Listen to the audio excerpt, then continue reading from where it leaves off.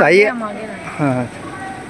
ताई, आज तुम्ही महाविकास आघाडीच्या अधिकृत उमेदवार म्हणून निवडणुकीला सामोरे जात आहे, तर ती निवडणूक तुम्ही कशा प्रकारे बघत आहात? मी निवडणुकीकडे जनशक्ती विरुद्ध धनशक्ती अशी बघत आहे।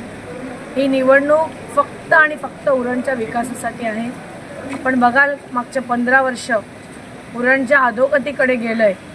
रस्ते असू द्या, पाणी असू द्या, वीज असू द्या, मूलभूत ज्या गरजा आहेत त्याच मिळाल्या नाहीत। आणि आपण बघाल ट्रॅफिकची समस्या आहे। बायपास होणार होता जूनला, नाही झाला। ऑक्टोबरला होणार होता, नाही झाला। आणि अशा अनेक समस्या या ठिकाणी आहेत। सेफ्टी झोनचा प्रश्न आहे या ठिकाणी। महाविकास आघाडी म्हणून शिवसेना असू दे, मनोज भोईर असू द्या, त्याच्यामध्ये शेका पक्षाचे बाळराम पाटील साहेब असू द्या, काँग्रेसचे महेंद्र घरत साहेब असू द्या, किंवा त्या ठिकाणी मनसेचा आमचं संदेश दादा असू द्या, अशा सगळ्यांनी मला खरं तर प्रोत्साहित केलं की पुढच्या काळामध्ये तुम्ही उरणच्या विकासाकडे आपण हातात हात घालून याकडे लक्ष दिलं पाहिजे। पक्ष हा आहेच, पण आमचा मूळ उद्देश हा या ठिकाणी नगराध्यक्ष हा उरणच्या विकासाच्या विचाराचा बसला पाहिजे, ह्याच्यासाठी आम्ही प्रयत्नशील आहोत।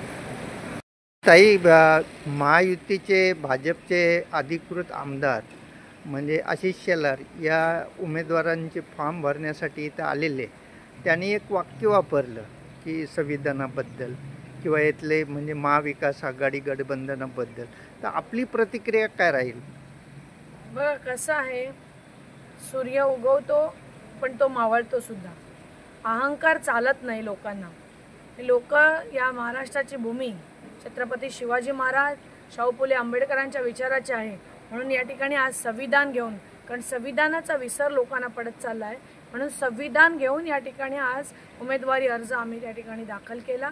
आणि ते काय म्हणाले की 2 तारखेला मतदान आहे, म्हणजे आमची मतं ही दुगणी होणारच आहेत, परंतु 3 तारखेला रिझल्टच्या दिवशी विरोधकांचे 3:13 वाजल्याशिवाय राहणार नाही, असा शब्द या निमित्ताने आपल्याला देते आणि थांबते। थँक्यू।